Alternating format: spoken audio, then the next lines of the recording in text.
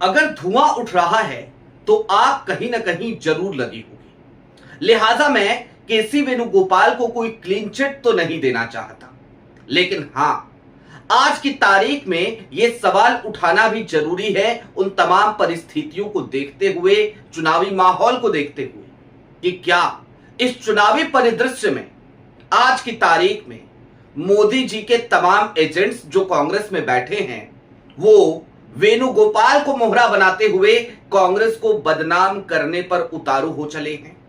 क्या आज की तारीख में राहुल गांधी की टीम को तोड़ने के लिए, टीम राहुल को तोड़ने के लिए अब स्लीपर सेल खुलकर मैदान में उतर चुका है? और केसी वेणुगोपाल, जब उन्हें पता है कि वो आज की तारीख में सबसे कमजोर कड़ी हो चले हैं, तो मुकदमेबाजी से बेहतर क्या ये नहीं है कि वो अपनी कुर्सी छोड़ दें? बहुत भला कर लिया भाई कांग्रेस का, अब बख्श दीजिए। इन्हीं बातों का आज विश्लेषण करना बेहद जरूरी हो चला है, क्योंकि एक मेल तेजी से वायरल है जिसमें केसी वेणुगोपाल और अलका लांबा को लेकर एक बेहद आपत्तिजनक भाषा का इस्तेमाल किया गया। किसने किया, क्यों किया, और इसके साथ साथ वो मोहतरमा और क्या क्या कर रही हैं, सारी बातें जरा विस्तार से करेंगे। नमस्कार, मैं स्वप्निल और आप मुद्दा देख रहे हैं। दोस्तों, आगे बढ़ें उससे पहले वही छोटी सी अपील। मुद्दा इन दिनों एक गंभीर आर्थिक संकट से जूझ रहा है। एक तरफ हमारे मेन बैंक अकाउंट्स बीते लंबे समय से फ्रीज चल रहे हैं, तो दूसरी तरफ हमारे 2.5 साल पुराने चैनल को हमसे लंबे समय तक छीन कर रखा गया था। ऐसे में डे टू डे ऑपरेशंस में मुद्दा को काफी मुश्किलों का सामना करना पड़ता है। लिहाजा आपसे गुजारिश है, यदि आप चाहें तो स्क्रीन पर दिख रहे क्यूआर कोड या फिर के नीचे दिख रहे यूपीआई नंबर्स के जरिए मुद्दा की छोटी छोटी मदद जरूर कीजिएगा, ताकि हमारी बेबाकी यूं ही बरकरार रहे, ना काहू से दोस्ती ना काहू से बैर। कल ज्ञानेश कुमार जी की लंका लगाई थी ना, आज फिर कांग्रेस की बारी है, कांग्रेस के भीतर घातियों की बारी है। और सवाल जाहिर सी बात है राहुल गांधी पर भी उठेंगे कि अपने आस्तीन में इतने सांप पाल के क्यों बैठे हैं साहब। खैर, अब आगे बढ़ते हैं। दरअसल एक मेल बहुत तेजी से वायरल है, आपने देख लिया होगा, खूब जिक्र हो रहा है। ये मेल है हसीना सैयद का। हसीना सैयद खुद को गांधीवादी बताती हैं। हसीना सैयद कांग्रेस की महिला प्रदेश अध्यक्ष थी तमिलनाडु की। अपने पद से उन्होंने इस्तीफा दिया और ये कांग्रेस की एक बड़ी अजीब सी आदत हो चली है कि जब कोई इस्तीफा दे देता है उसके बाद एक्सपेल करते हैं। यही हाल हुआ था सुचित्रा देवी के साथ, यही हाल किया गया है यहां पर भी। अब दोनों केसेस की आज बात करेंगे, लेकिन शुरुआत हसीना सैयद के उस मेल से, और उस मेल की उस लाइन से जिसने हंगामा मचा दिया। मसलन उसमें सीधे तौर पर अलका लांबा को संबोधित करते हुए हसीना सैयद लिखती हैं कि केसी वेणुगोपाल, सीधे उन्होंने कहा, दो टुक शब्दों में कहा कि अपना अहंकार, अपना ईगो अपने बॉयफ्रेंड केसी वेणुगोपाल को दिखाइए। अलका लांबा के ऊपर यह लाछन लगाने का काम किया हसीना सैयद ने। लेकिन अब मैंने कहा था ना आपसे कि हसीना सैयद मोहतरमा हैं, उनके बारे में जरा जिक्र करेंगे, वो आजकल क्या क्या और कर रही हैं। दरअसल ये सारा विवाद खड़ा कहां से होता है, शुरू कहां से होता है, जानते हैं? तमिलनाडु एक ऐसा स्टेट है जहां पर आज की तारीख में भारतीय जनता पार्टी एन केन प्रकारेण अपना पैर घुसाना चाह रही है। चाह रही है किसी भी तरीके से पैर रख दे भैया, बड़ी मुश्किल हो गई है। साउथ में, दक्षिण भारत में मेरी कहीं चल नहीं रही, चलो तमिलनाडु में कोशिश कर ले एक बार और ऐसे में सबसे आसान तरीका और तरीकेकार क्या है? और देखिए एक बात और डंके की चोट पे आज मैं कह देना चाहता हूं, कांग्रेस को हर जगह से खत्म करना चाहती है, खास तौर से दक्षिण भारत से भारतीय जनता पार्टी, एक सच्चाई है। अब ऐसे में हसीना सैयद जैसे लोग ही मोहरा बनते हैं। अब हसीना सैयद ने ये जो मेल लिखा है, ये आजकल क्या कर रही हैं, ये विवाद कहां शुरू हुआ, जरा उसकी पृष्ठभूमि पे चलिए। हसीना सैयद तमिलनाडु महिला कांग्रेस की अध्यक्षा हैं। हसीना सैयद ने 33% महिला आरक्षण को लेकर के अपनी बात कही, जो अभी लागू नहीं हुआ है, उसको लेकर के अपनी बात कही और अपनी ही पार्टी पर सवालिया निशान खड़ा कर दिया और कहा कि राजीव गांधी के विचार में देखिए ये था कि महिलाओं को नेतृत्व दिया जाए, लेकिन आज उनकी ही पार्टी क्या कर रही है, महिलाओं को नेतृत्व नहीं दे रही। अरे भाई, तमिलनाडु में गिनी चुनी सीटें मिली हैं कांग्रेस को, विनेबिलिटी देखेगी कि नहीं देखेगी? विनेबिलिटी देख करके ही तो सीट देगी, सीट आवंटित करेगी। तो विनेबिलिटी देखते हुए जो जिताऊ कैंडिडेट होगा उसी को तो सीट मिलेगा, अगर महिला नहीं होगी तो नहीं मिलेगा। अब इसके बाद इन्होंने इसको बखेड़ा बनाना शुरू किया और फिर भारतीय जनता पार्टी के तमाम लोगों ने इनकी बात को आगे बढ़ाना शुरू किया और हसीना सैयद ने बड़े गर्व के साथ भारतीय जनता पार्टी के तमाम नेताओं के उन ट्वीट को जाकर के रिट्वीट करना शुरू किया है। आप जाकर के हसीना सैयद की एक्स की टाइमलाइन देख लीजिए, आपको सब समझ में आ जाएगा, सब पता चल जाएगा। अब दोस्तों, जब ये सब कुछ हो रहा था तो जाहिर सी बात है पार्टी में उनके बने रहने का कोई मतलब था नहीं, तो उन्होंने एक चिट्ठी लिखी, एक मेल किया, एक पीसी करी पहले और कहा कि मैं इस्तीफा दूंगी। अब उन्होंने कह तो दिया कि मैं इस्तीफा दूंगी, इस्तीफा दिया कि नहीं दिया ये रहस्य का विषय है। फिर 11 अप्रैल की तारीख को अलका लांबा ने उनको पार्टी से एक्सपेल कर दिया और जैसे ही एक्सपेल किया उसके बाद ये मेल उन्होंने लिखा और कहा मैंने तो पीसी में इस चीज का जिक्र किया था, और फिर 10 तारीख की एक चिट्ठी उन्होंने जारी करी अपनी तरफ से इस मेल के साथ। अब लेकिन जरा ठहरिए, क्योंकि मामला सिर्फ हसीना सैयद का ही नहीं है। एक मामला आपको हरियाणा का भी याद आया होगा, सुचित्रा देवी का। जैसे ही 5 राज्यों के चुनाव आए, सुचित्रा देवी और उनके पति गौरव कुमार को लगा कि भैया अब हमारे पैसे जो थे ना वो हमको मिलने चाहिए वापस। हमने बहुत पैसा दिया है, हमने करोड़ों रुपए दिए हैं, हमने प्रियंका गांधी को दिया, हमने केसी वेणुगोपाल को दिया, बोरा भर भर के दिया, अकाउंट में पैसा दिया, करोड़ों रुपए दे दिया, हमको सारे पैसे वापस करो।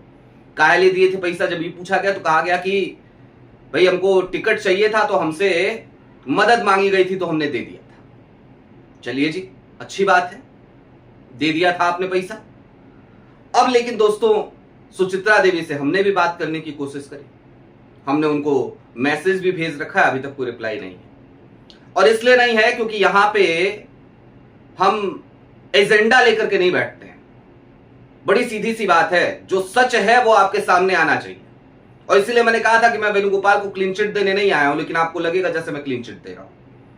और क्यों लगेगा तो जरा इस बात को समझिए। भाई, केरल में चुनाव चल रहा है, केरल में बहुत दिनों के बाद आज की तारीख में कांग्रेस चुनाव जीतने की कगार पे जाके खड़ी हो गई है। और केरल में चुनाव जीती तो उसका हश्र क्या हो सकता है। ज्ञानेश कुमार वाला केस कल मैंने आपको बताया था, नहीं देखिए वो वीडियो जाके देख लीजिएगा, क्योंकि 2006 का एक पुराना मामला है। वो फाइल अगर केरल कांग्रेस जीत जाती है और उसके बाद कांग्रेस की सरकार खोल देती है, राहुल गांधी खुलवा देते हैं, तो ये नए नियम भी ज्ञानेश कुमार को बचा नहीं पाएंगे। तो ऐसे में कैसे इस चीज को कमजोर किया जाए? हालांकि वहां चुनाव बीत गए, 9 अप्रैल को ही होने थे, हो गया वहां पे जो होना था, लेकिन कैसे डिफेम किया जाए, कैसे कांग्रेस को डिरेल किया जाए, इन सब की कोशिशें चल रही थी, इन सब की साजिशें रची जा रही थी। और मैंने क्यों लिखा कि भाई कांग्रेस को बदनाम करा रहे हैं मोदी जी वेणुगोपाल को मोहरा बनाकर। वेणुगोपाल सबसे कमजोर कड़ी हैं। सिर्फ आरोप इनके ऊपर लगा दिया जाए जो भीतर खाती हैं तो नहीं होगा। वेणुगोपाल खुद मुझे कई बार लगता है कि भाई भीतर खाती हैं। क्यों लगता है, अब जरा वो समझिए। भाई ठीक है, आप पार्टी के संगठन महासचिव हैं, आपकी राहुल गांधी से अच्छी बनती है, सब बढ़िया है, सब चंगा से, लेकिन साहब आपको पता है ना आप संगठन महासचिव हैं। केरल में आपने खूब पसीना बहाया साहब, हर नाराज नेता के घर जाकर के आप उसको मनाते हुए नजर आए, लेकिन पूरे देश में आपकी जिम्मेदारी यही है। आप केवल केरल के संगठन महासचिव नहीं है, आप पूरे देश के संगठन महासचिव हैं। पूरे देश में आप कितने सक्रिय रहे अपने 6 साल के कार्यकाल में वेणुगोपाल जी? जवाब है 0, 0 बेटा सन्नाटा, कुछ नहीं, कहीं नहीं। संगठन का बंटाधार करते रहे केसी वेणुगोपाल, लगातार किया बंटाधार, और भारतीय जनता पार्टी को हर बार मौका मिलता है केसी वेणुगोपाल जी की वजह से, चाहे हरियाणा का मामला हो, अब चाहे यहां तमिलनाडु का मामला हो। और जब हर बार इनके ऊपर इस तरीके के आरोप लगते हैं तो फिर एक ही काम होता है इनका, मुकदमेबाजी कर दो, मानहानि का मुकदमा डाल दो। अरे हरियाणा हराया था ना आपने, हारे थे ना, आप ही संगठन महासचिव थे ना। ठीकरा तो हमेशा जाके उस बेचारे राहुल गांधी पे फूट जाता है जो खूब मेहनत करता है।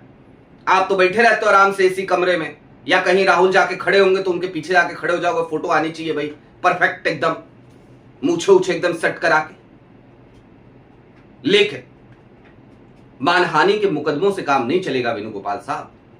अब वो वक्त आ गया है जब अगर आप कांग्रेस का भला चाहते हैं तो आप अपनी कुर्सी छोड़ दें। वो सबसे बड़ी जरूरत इस समय कांग्रेस की बन गई है। और ऐसा इसलिए भी है दोस्तों क्योंकि आज की तारीख में केसी वेणुगोपाल की वजह से बार बार कांग्रेस को क्रिटिसाइज किया जाता है, बार बार कांग्रेस शर्मिंदा होती है, बार बार कांग्रेस को बदनाम करने की कोशिशें कांग्रेस के भीतर बैठे मोदी के एजेंट्स करते हैं, चुनावी समय में करते हैं और उसका नकारात्मक प्रभाव कांग्रेस के ऊपर पड़ता है। अब चलते चलते जरा हसीना सैयद वाला ये चैप्टर, ये एपिसोड एक बार फिर से जरा इसको खोल देते हैं, खुल करके खोल देते हैं। मैंने क्यों कहा टीम राहुल को तोड़ने की साजिश कर रही है स्लीपर से। देखिए, मैं अलका लांबा की भी तारीफ करने नहीं आया हूं, मैंने उनकी भी बहुत आलोचना करी है समय समय पे। जीतू पटवारी की बहुत आलोचना हम किया करते थे एक जमाने में। आज जीतू पटवारी क्या शानदार काम कर रहे हैं मध्य प्रदेश में, सबके सामने है वो। अलका लांबा भी भाई, मैं तो हतप्रभ हूं आज की तारीख में अलका लांबा की मेहनत को देखकर। जिस तरीके से कॉम्प्रोमाइज्ड पीएम के कैंपेन का उन्होंने नेतृत्व किया, जिस तरीके का कैंपेन महिला कांग्रेस ने चलाया, जिस तरीके से महिला कांग्रेस की तमाम कार्यकर्ताओं को जब डिटेन किया दिल्ली पुलिस ने, तो अलका लांबा सीधे वहां पहुंच गई, रात बिरात पहुंच गई, बिना टाइम देखे पहुंच गई। ये तमाम चीजें अलका लांबा की मेहनत को दिखाती है।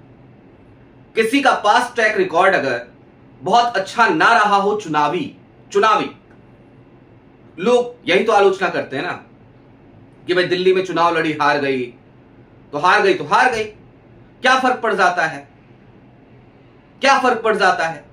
दिल्ली में वैसे भी कांग्रेस की हालत खराब थी, अलका लांबा हार गई, लेकिन कम से कम वो मेहनत तो कर रही हैं। और इस तरीके के लाछन क्यों लगाए जाते हैं या क्यों लगवाए जाते हैं, ये लगाए गए हैं कि लगवाए गए हैं, ये भी एक सवाल है ना भाई। जब हसीना सैयद जैसी मोहतरमा बार बार भारतीय जनता पार्टी के नेताओं के उन ट्वीट को कोट करेंगी जिन ट्वीट्स में कांग्रेस पे हमला है, तो फिर ये क्यों ना कहा जाए कि इस तरीके के लाछन लगवाए जाते हैं। तो ये जो लाछन लगवाए जाते हैं ये राहुल की टीम का मनोबल तोड़ने के लिए लगवाए जाते हैं। कितना आसान हो जाता है ना किसी भी महिला को कुछ भी बोल जाना और निकल जाना। हसीना सैयद जी, आपको सोचना चाहिए था, आप खुद एक महिला है। अलका लांबा ने आपके ऊपर कोई लाछन नहीं लगाया था, आपको पार्टी से एक्सपेल करते हुए यही तो कहा था पार्टी विरोधी गतिविधियों में शामिल हैं और थी भी। आप जिस वक्त चुनाव चल रहा है उस वक्त आप पार्टी विरोधी गतिविधि कर रही थी, तो क्या गलत कहा था अलका लांबा ने।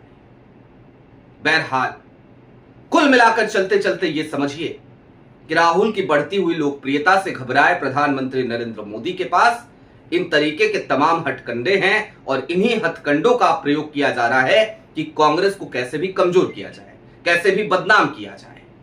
लेकिन ऐसे में जिम्मेदारी केसी वेणुगोपाल की है कि वो कम से कम आगे आए, खुद अपना इस्तीफा सौंपें और कांग्रेस को बख्श दें। आपकी क्या राय है वो हमें कमेंट बॉक्स में जरूर बताइएगा। अभी के लिए दीजिए इजाजत। चलते चलते फिर वही अपील, चैनल पे नए हो तो सब्सक्राइब करते हुए जाइएगा, सक्षम हो तो मुद्दा की छोटी छोटी मदद जरूर कीजिएगा ताकि हमारी बेबाकी यूं ही बरकरार रहे उस दौरे हालात में भी जब मुद्दा कोई गंभीर आर्थिक संकट का सामना करना पड़ रहा है। और हमारा आपसे वायदा है हम यूं ही हर तरीके के सवाल उठाते रहेंगे। विपक्ष के भीतर बैठे मोदी जी के एजेंट्स को भी एक्सपोज करेंगे, तो दूसरी तरफ सत्ता के लूप होल्स पर बात करना और सत्ता की आंखों में आंखें डालकर सवाल करना वो तो हमारी जिम्मेदारी है ही, क्योंकि हम परमानेंट अपोजिशन पार्टी हैं। बहुत शुक्रिया।